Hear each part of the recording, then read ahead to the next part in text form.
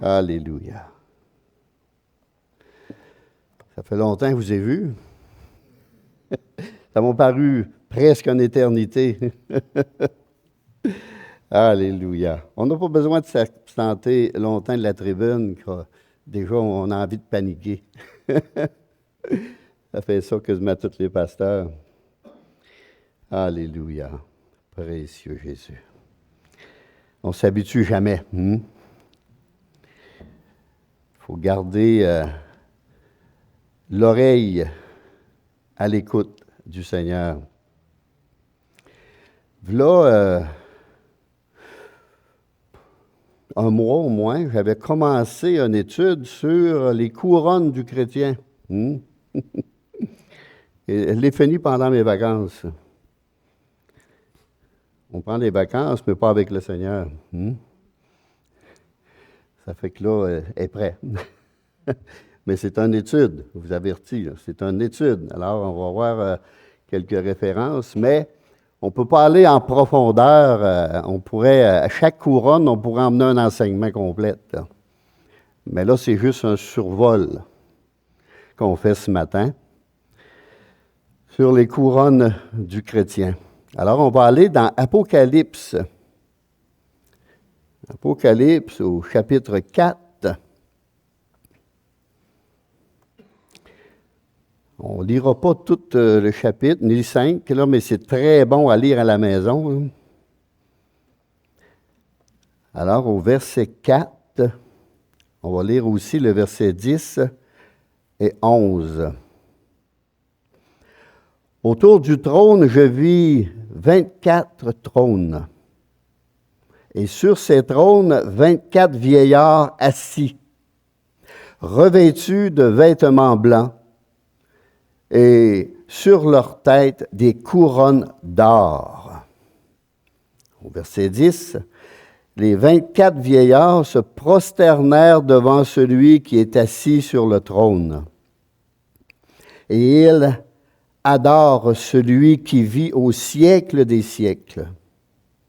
Et ils jettent leur couronne devant le trône en disant, « Tu es digne, notre Seigneur, et notre Dieu, de recevoir la gloire et l'honneur et la puissance, car tu as créé toutes choses, et c'est par ta volonté qu'elles existent et qu'elles ont été créées. » Amen. Seigneur, puisses-tu bénir ta parole dans nos cœurs. Rends-la vivante, Seigneur, tranchante, pénétrante, jusqu'à la moelle, Seigneur. Ô précieux Jésus, donne-nous une oreille attentive à la voix de ton Saint-Esprit. Et bénis-nous par cette parole, Seigneur, qui nous est révélée par le Saint-Esprit que tu nous as donné, Seigneur. Dans le nom de Jésus, je prie. Amen. Alors, les 24 vieillards semblent représenter l'ensemble des rachetés dans le ciel. Ils présentent d'une façon évidente tous les traits distincts de l'Église glorifiée. Ils sont vêtus de vêtements blancs. Apocalypse 3, l'Église de Stade, au versets 4 et 5. Cependant, tu as à Stade quelques hommes qui n'ont pas souillé leurs vêtements. Ils marcheront avec moi en vêtements blancs, parce qu'ils en sont dignes. Celui qui vaincra sera vêtu ainsi de vêtements blancs. Je n'effacerai point son nom du livre de vie, et je confesserai son nom devant mon Père et devant ses anges. Alors que celui qui a des oreilles pour entendre, ce que l'Esprit dit aux Églises entende. Et on va aller aussi... Une autre petite lecture courte dans Apocalypse 5. Apocalypse 5, on va lire à partir du verset 8 au verset 10. Quand il eut pris le livre, 4 êtres vivants et les 24 vieillards se prosternèrent devant l'agneau, tenant chacun une harpe. et des coupes d'or remplies des parfums qui sont les prières des saints. S'il veut savoir ce qu'ils vont, nos prières, là, ils vont d'une coupe d'or. Ils chantaient un cantique nouveau en disant, « Tu es digne de prendre le livre et d'en ouvrir les sceaux, car tu as été immolé. Et tu as racheté pour Dieu, par ton sang, des hommes de toute tribu, de toute langue, de tout peuple et de toute nation. Tu as fait d'eux un royaume et des sacrificateurs pour notre Dieu, et ils régneront sur la terre. » Alors, on a vu que ces hommes étaient vêtus de vêtements blancs. Ils adorent l'agneau, prosternent devant l'agneau. Ils ont été rachetés par le sang. Hey, souvenons-nous de la parole de Jean-Baptiste. « Voici l'agneau de Dieu qui ôte le péché du monde. » En Jean 29. Qui délivre du péché, qui libère du péché. Ils sont autour du trône. Ils sont couronnés de gloire et d'honneur. Ils sont des rois et des sacrificateurs pour Dieu. Ils régneront sur la terre. On vient de le lire au verset 10. Alors, que signifient ces couronnes? Les vieillards ou anciens, il y en a qui est mieux ancien, ça frappe-moi un peu, là, jettent leur couronne aux pieds du Rédempteur en disant, « Tu es digne, notre Seigneur et notre Dieu, de recevoir la gloire et l'honneur et la puissance. » On l'a lu au verset 11 du chapitre 4. Ces couronnes symbolisent donc la gloire, l'honneur et la puissance. Posées sur eux, sur leur tête, par la grâce de Dieu, leur Sauveur, en récompense de leur fidélité et en accomplissement de sa promesse, le prix de la victoire. Le Seigneur nous prépare des choses extraordinaires là-haut. Là. On n'aura pas juste un nom nouveau. Là. On va avoir d'autres choses. Entre dans la joie de ton maître, ou viens partager la joie de ton maître, dans Matthieu 25, 21. Mais cette gloire, cet honneur et cette puissance représentent ou représentées par les couronnes, les rachetés de l'Éternel cherchent à les jeter aux pieds de Jésus en disant, « Tu es digne, notre Seigneur et notre Dieu. » Notre Seigneur et notre Dieu, Jésus est Dieu, de racheter ou de recevoir la gloire et l'honneur et la puissance, car tu as créé toutes choses, et c'est par ta volonté qu'elle existe. Et c'est par la volonté de Dieu que nous sommes sauvés.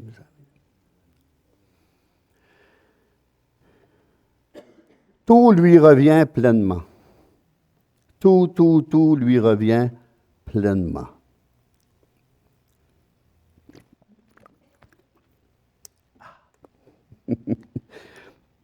J'ai la bouche sèche un peu ce matin.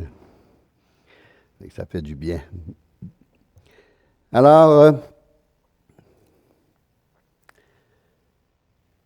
nous avons vu un peu ce que signifient ces couronnes.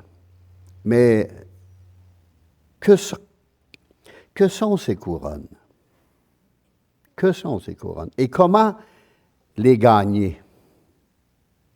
Et tu gagnes ces couronnes-là. Là.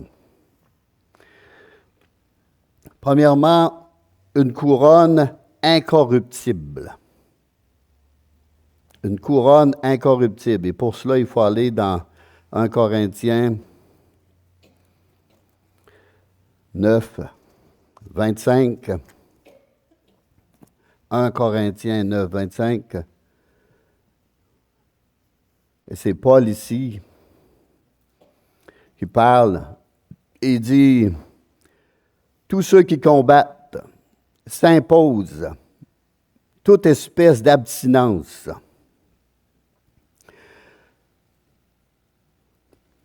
Ils le font pour obtenir une couronne corruptible. Pour une couronne corruptible. Mais nous, faisons-le pour une couronne incorruptible. Et Paul, il dit,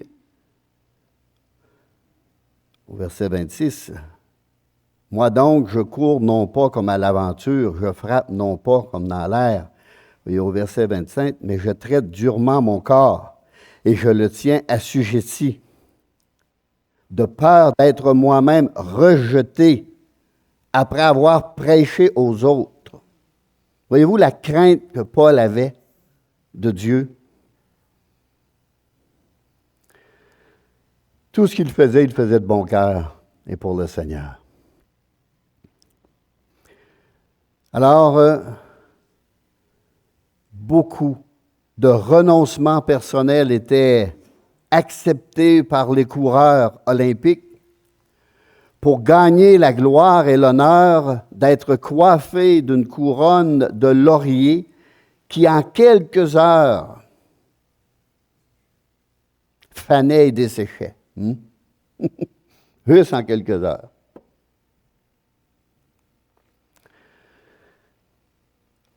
Je cours, non pas comme à l'aventure. Je frappe, non pas comme dans l'air, dans le vide. Il y avait une raison, il y avait un but. Et il traitait son corps durement. Paul ne court pas à l'aventure, c'est-à-dire sans but. Il n'a qu'un seul objectif, remporter la course. Le prix incorruptible et éternel. C'est ce prix-là. Il y avait les yeux sur ce prix-là. À plus forte raison, les croyants doivent-ils se consacrer avec sérieux à leur vie spirituelle, à leur témoignage et au service des autres, d'aider les autres.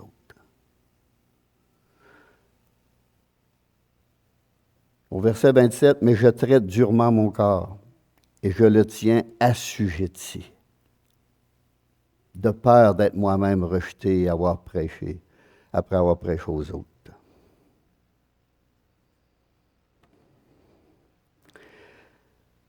À la manière d'un athlète, Paul fait le nécessaire pour aller jusqu'au bout de la course.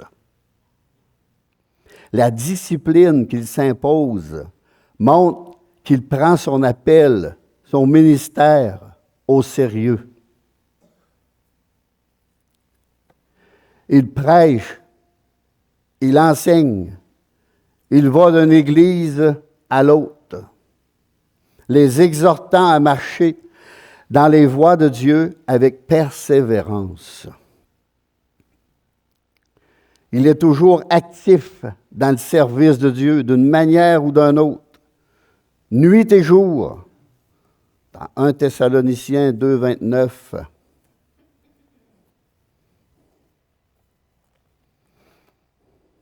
Nuit et jour, mes amis.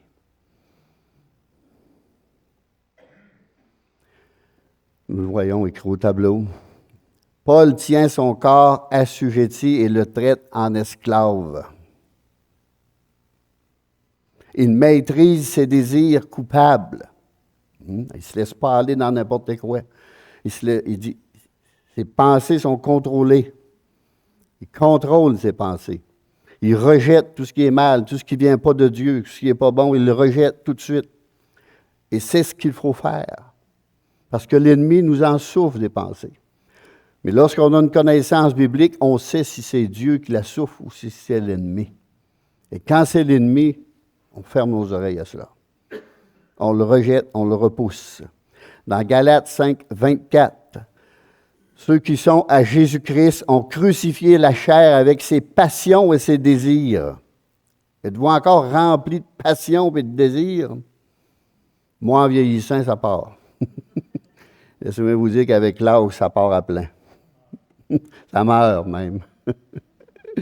Paul ne veut pas perdre le prix, sa récompense pour sa fidélité. Il ne veut pas être disqualifié. Pourquoi? Parce que l'apôtre Paul reste humain, mes amis. Tout comme vous et moi. Exposé à la tentation, même à désobéir à Christ. Prenons garde, car si des apôtres comme Paul ont dû faire tous leurs efforts pour rester dans la course, à combien plus forte raison nous qui ne sommes que de simples chrétiens. Nous devons lutter pour remporter la victoire. Non avec nos propres forces. C'est ça qui est beau. Non avec nos propres forces, mais revêtus de toutes les armes de Dieu afin d'obtenir une couronne de gloire. Une couronne de gloire, d'honneur et de puissance, tout aussi incorruptible que la parole de Dieu l'a promise. Cette couronne de gloire et d'honneur est à la portée de tous les saints. Ça dans Hébreux 12, 1. Nous donc aussi, puisque nous sommes environnés d'une si grande nuée de témoins,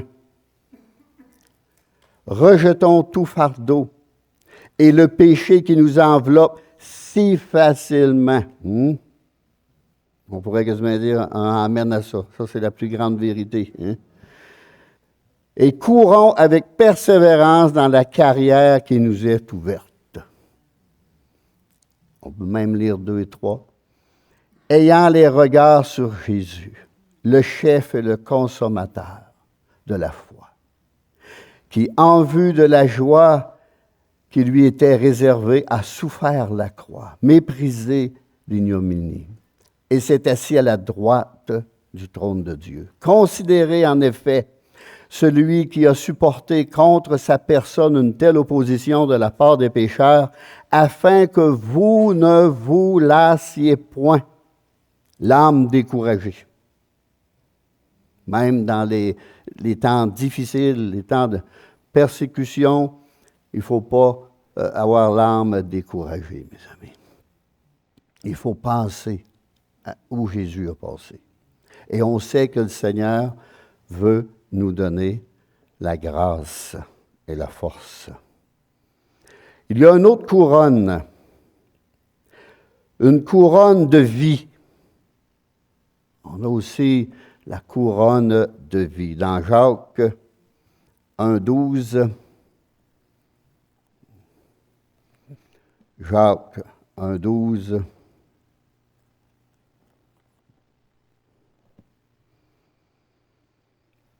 heureux l'homme qui supporte patiemment la tentation, car après avoir été éprouvé, il recevra la couronne de vie que le Seigneur a promise à ceux qui l'aiment. Est-ce qu'on aime vraiment le Seigneur? Cette couronne-là nous est promise.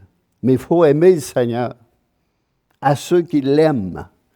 Est-ce qu'on l'aime assez pour lui confier notre vie?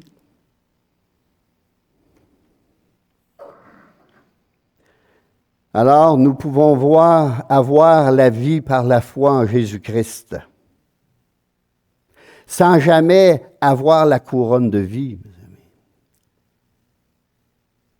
Cette couronne de vie, où la gloire, l'honneur et la puissance ne sont donnés qu'à ceux qui ont été mis à l'épreuve et approuvés et qui aiment le Seigneur,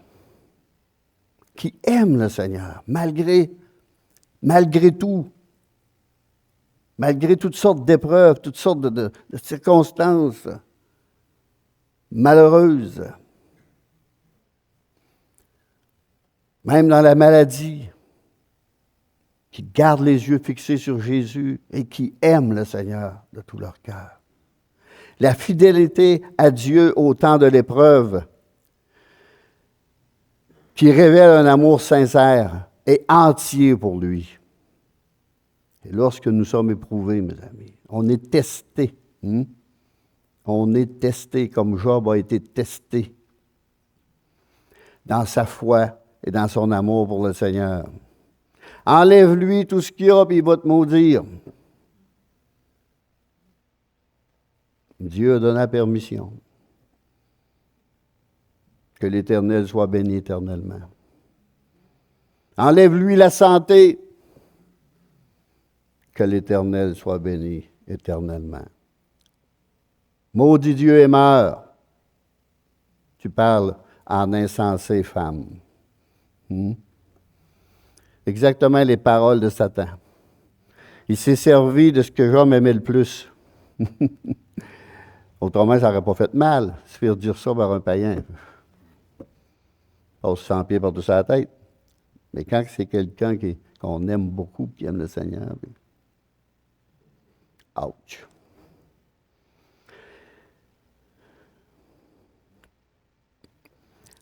Alors, il faut garder un amour sincère et entier pour lui. Et aussi, on va garder la couronne de vie. Apocalypse 2, l'église de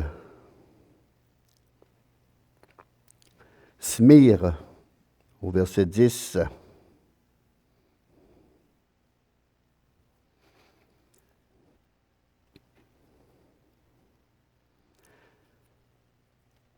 Verset 10. Ne crains pas ce que tu vas souffrir. Voici le diable jettera quelques-uns de vous en prison, afin que vous soyez éprouvés. Et vous aurez une tribulation de 10 jours. Sois fidèle jusqu'à la mort, et je te donnerai la couronne de vie. Sois fidèle jusqu'à la mort. Wow! En restant ferme jusqu'à la mort, ces chrétiens recevraient la couronne de vie. La vie éternelle, mes amis. La vie éternelle. Et le verset 11, que celui qui a des oreilles pour entendre ce que l'Esprit dit aux églises, celui qui vaincra n'aura pas à souffrir la seconde mort. Très important ce verset-là. La seconde mort fait référence au châtiment éternel, mes amis. Les temps de feu. Les 10 jours nous font référence à une courte période de persécution et de tout. Dans Apocalypse 21, 8, on va lire Apocalypse 21, 8. Mais pour les lâches, les incrédules, les abominables, les meurtriers, les impudiques, les enchanteurs, les idolâtres et tous les menteurs, leur part sera dans l'étang ardent de feu et de soufre, ce qui sera ou qui est la seconde mort. C'est quelque chose. Et aussi, on va aller dans Jean 15. Jean 15, versets 5 et 6.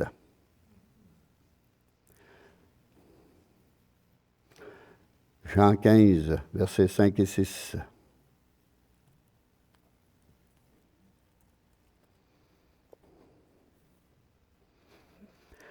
Je suis le cep. Vous êtes les sarments, les branches, si vous aimez mieux. Celui qui demeure en moi et en qui je demeure porte beaucoup de fruits, car sans moi, vous ne pouvez rien faire. Si quelqu'un ne demeure pas en moi, alors c'est possible de s'éloigner et ne plus demeurer. Il y en a qui ne croient pas à ça, mais moi j'y crois fermement. Il est jeté dehors, comme le sarment, et il sèche. Puis on ramasse les serments, on les jette au feu, et ils brûlent. Et ils brûlent, mes amis. Une autre couronne. Une couronne de justice. Couronne de justice.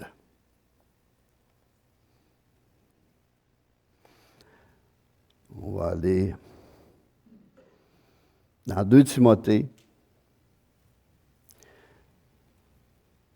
verset 4, chapitre 4, 2 Timothée, chapitre 4, versets 7 et 8. 2 Timothée,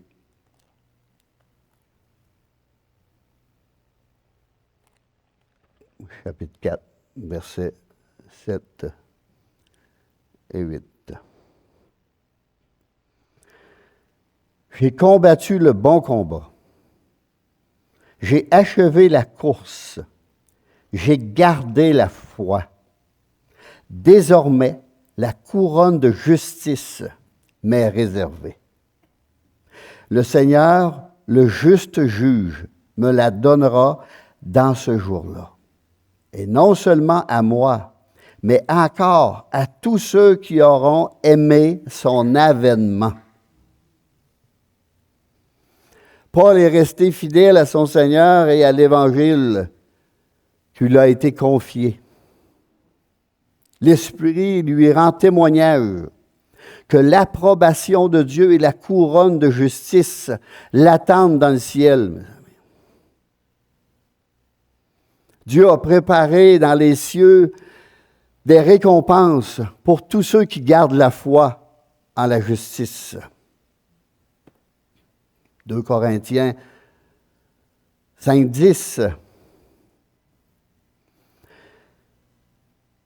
Car il nous faut tous comparaître devant le tribunal de Christ, afin que chacun reçoive selon le bien ou le mal qu'il aura fait, étant dans son corps. Alors, il faut garder nos vies en règle avec Dieu. Et si on pêche, demandons-lui pardon. Chaque soir. Aussitôt qu'on peut. Pardon, Seigneur. On va rester blanc comme la neige. Nous gagnons la couronne de justice. Une justice qui se manifeste dans notre vie quotidienne en aimant son avènement. Sa venue, son retour. Cette doctrine influence toute notre vie pour garder droit nos vies. On garde droit nos vies. Ça nous influence. S'il y a un enlèvement, il faut faire partie de la gang, là. Car quiconque a cette espérance en lui se purifie comme lui-même est pur. 1 Jean 3, 3. Se purifie lui-même comme lui-même est pur. La personne qui aime le Seigneur de tout son cœur va désirer son avènement et va chercher tous les jours à être comme lui. C'est notre modèle parfait.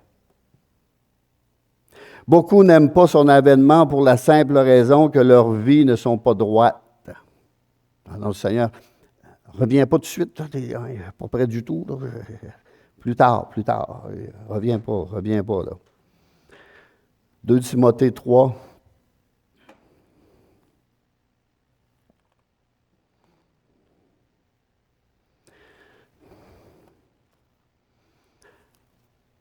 « 2 Timothée 3, verset 13. « Mais les hommes méchants et imposteurs avanceront toujours dans le mal, égarant les autres et égarés eux-mêmes. Toi, demeure dans les choses que tu as apprises et reconnues certaines, sachant de qui tu les as apprises. Dès ton enfance, Tu connais les saintes lettres qui peuvent te rendre sage à salut par la foi en Jésus-Christ.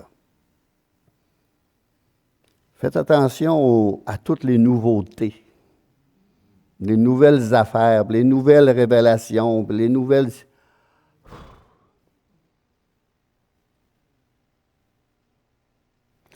Si je voudrais être admiré et être vu, là, je m'en viendrai ici le matin.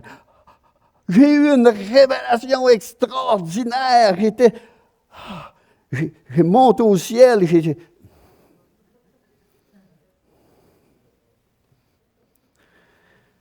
Toute écriture est inspirée de Dieu et utile pour renseigner, pour convaincre, pour corriger, pour instruire dans la justice, afin que l'homme de Dieu soit accompli et propre à toute bonne œuvre.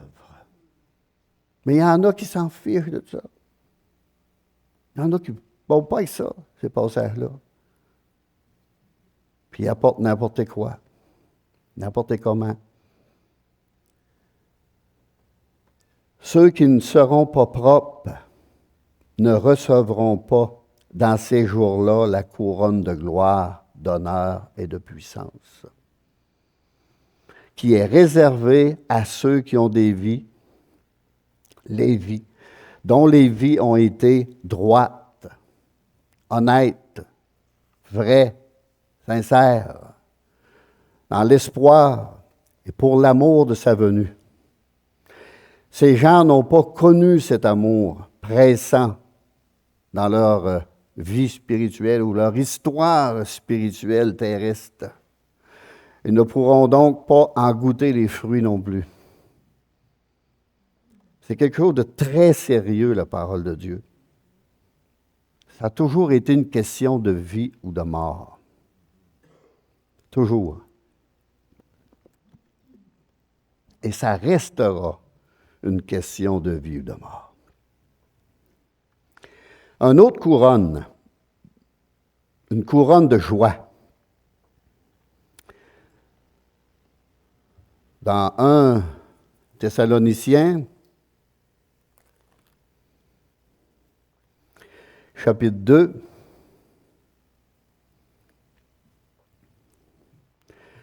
versets 19 et 20. Le reste, vous pourrez le lire à la maison, vous allez être bénis. Alors ici au verset 19, qui est en effet notre espérance ou notre joie ou notre couronne de gloire. Pour vous montrer que c'est là la couronne de gloire. N'est-ce pas vous aussi, devant notre Seigneur Jésus-Christ lors de son avènement? Oui. Vous êtes notre gloire et notre joie. Cette couronne de gloire est acquise par celui qui gagne des âmes. Gagner des âmes. Philippiens 4.1, c'est pourquoi, mes bien-aimés et très chers frères, vous qui êtes ma joie et ma couronne, vous qui êtes ma joie et ma couronne, demeurez ainsi ferme dans le Seigneur, mes bien-aimés. Quelle joie, quel honneur sont utilisés par le Saint-Esprit pour amener les âmes à la connaissance du Seigneur afin qu'elles soient sauvées, mes amis. Ce n'est pas nous, là, mais Dieu nous utilise pour cela. C'est le but de notre foi. C'est d'en gagner d'autres. L'Église est pour cela. Gagner d'autres âmes au Seigneur.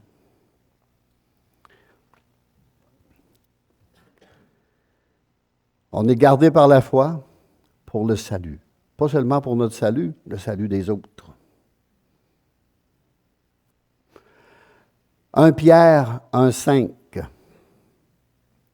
1 Pierre 1,5. Vous qui, par la puissance de Dieu, êtes gardés par la foi pour le salut, prêt à être révélé dans les derniers temps. Et regardez dans une autre version, la version Sommaire. vous qu'il garde par sa puissance, au moyen de la foi, en vue du salut qui est prêt à être révélé au moment de la fin. Il faut bien comprendre ici, là. Au premier jour où nous avons cru, jusqu'à celui où nous recevrons le salut dans la plénitude du ciel. Travaillez à votre salut. Mais notre vrai salut, on l'a commencé ici, on va le terminer là-haut, là, dans sa gloire.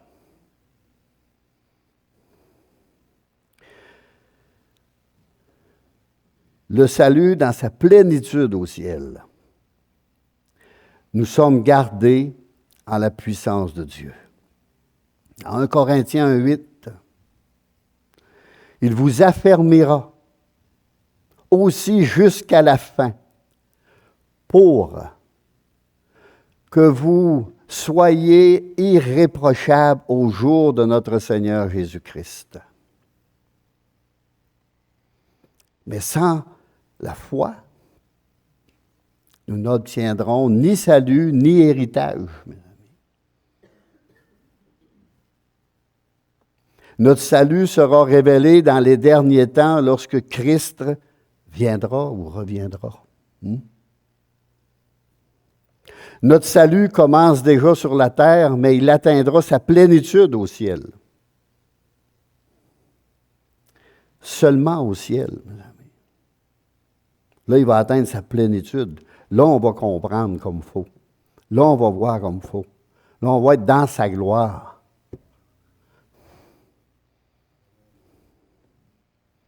La couronne de joie est donnée lorsque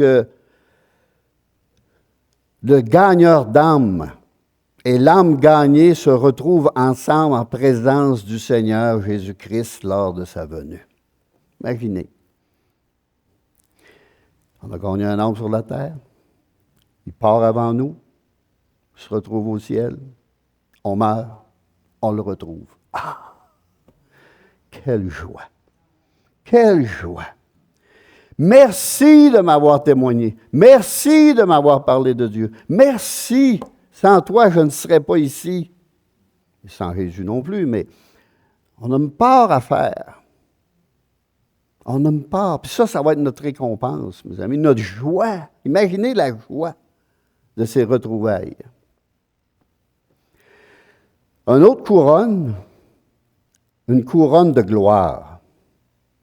Dans 1 Pierre 5, 4, et lorsque le souverain pasteur, Jésus-Christ, paraîtra, vous obtiendrez la couronne incorruptible et de gloire. Incorruptible et de gloire. Recevoir la couronne incorruptible et de gloire, c'est merveilleux, mes amis. C'est devenir participant de cette gloire et de cet honneur, de cette puissance qui sont les siens pour toujours. Jean 17, 22.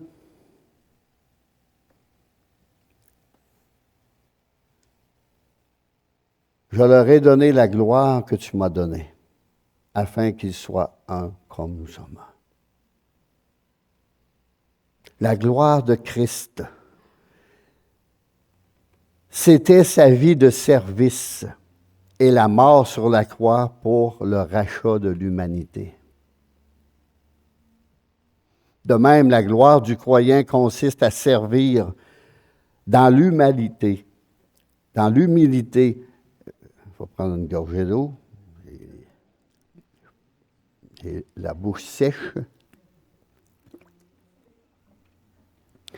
au point de ne plus être capable de prononcer mes mots. On appelle ça faire un peu de diabète. Il va falloir que je fasse prier pour moi que ça disparaisse de ma vie. Ça.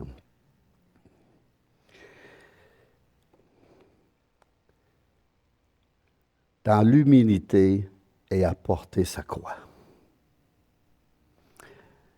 Dans Luc 9, 23, un passage qu'on connaît tous par cœur, on apprend aussitôt qu'on est sauvé. Et c'est Jésus qui le dit.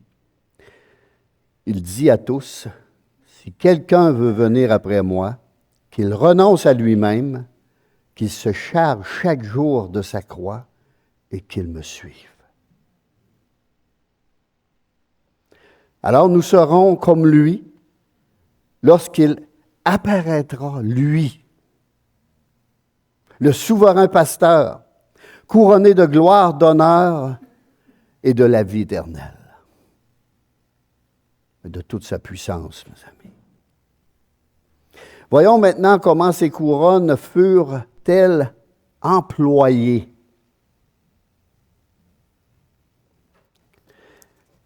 Les 24 vieillards ou anciens se prosternèrent devant lui, qui est assis sur le trône, et ils adorent celui qui vit au siècle des siècles. Et ils jetèrent les couronnes devant le trône en disant, « Tu es digne, notre Seigneur et notre Dieu, de recevoir la gloire, l'honneur et la puissance. » Apocalypse 4, 10, 11, on l'a lu au début. Ils sont si reconnaissants d'avoir des couronnes parce que cela leur procure quelque chose pour honorer celui qui les a rachetés et qui est assis sur le trône. Merci Seigneur. Ils remettent la couronne. Parce qu'ils savent que sans Jésus, les couronnes n'existeraient même pas. Là. Nous ne travaillons pas, nous ne luttons pas pour gagner des couronnes dans le but d'entrer en grande pompe dans le royaume de Dieu. Ce n'est pas le but, ça. Mais plutôt pour avoir quelque chose à apporter à ses pieds, au moyen duquel sa gloire et son honneur puissance puissent être glorifiés, exaltés. On le fait pour lui remettre. Hey Seigneur, tu as tellement fait pour moi. Tu as tellement fait pour moi. Alors le Seigneur leur a donné des couronnes, mais ils ont redonné au Seigneur. Apocalypse 5, 12. C'est celui qui fut tout d'abord couronné d'épines, mais maintenant sa tête est couronnée de plusieurs diamètres, plusieurs couronnes, plusieurs diadèmes.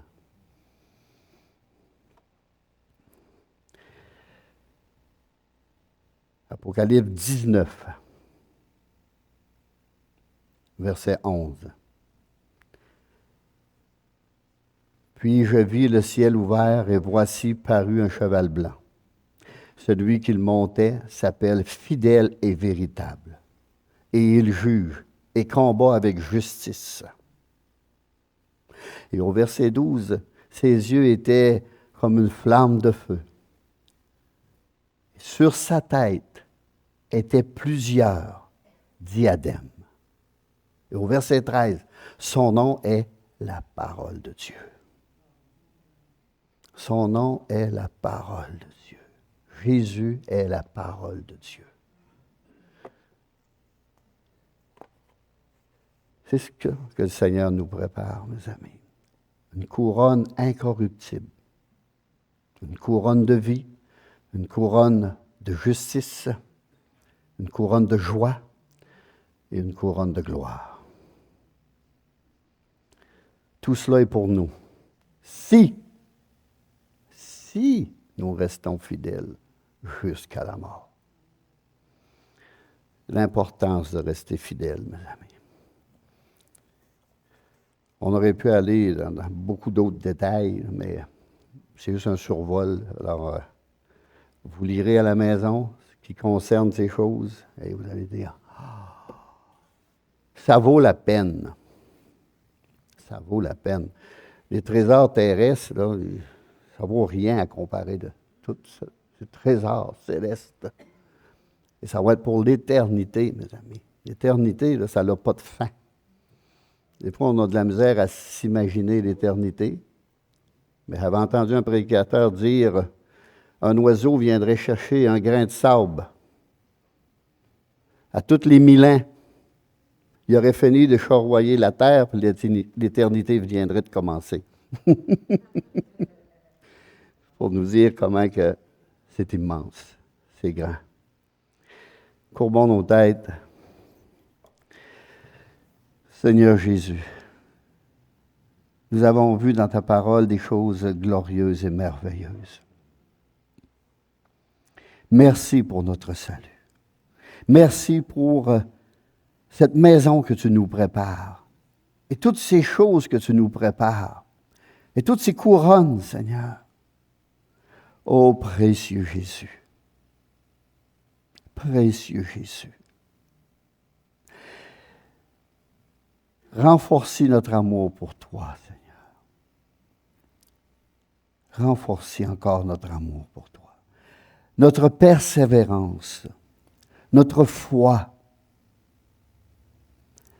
Ô précieux Jésus, continue à te faire connaître, à te révéler, à nous parler, à nous montrer qui tu es vraiment, afin qu'on puisse t'adorer encore avec des cœurs plus vrais, plus sincères, plus purs, plus honnêtes, plus sensibles, plus obéissants, remplis d'amour pour toi. Ô précieux Jésus, viens nous aider. Nous avons besoin de ton aide afin de faire mourir cette chair, Seigneur, et de revêtir l'esprit, l'habit blanche de l'esprit. Précieux Jésus. Oui, Seigneur, on ne veut pas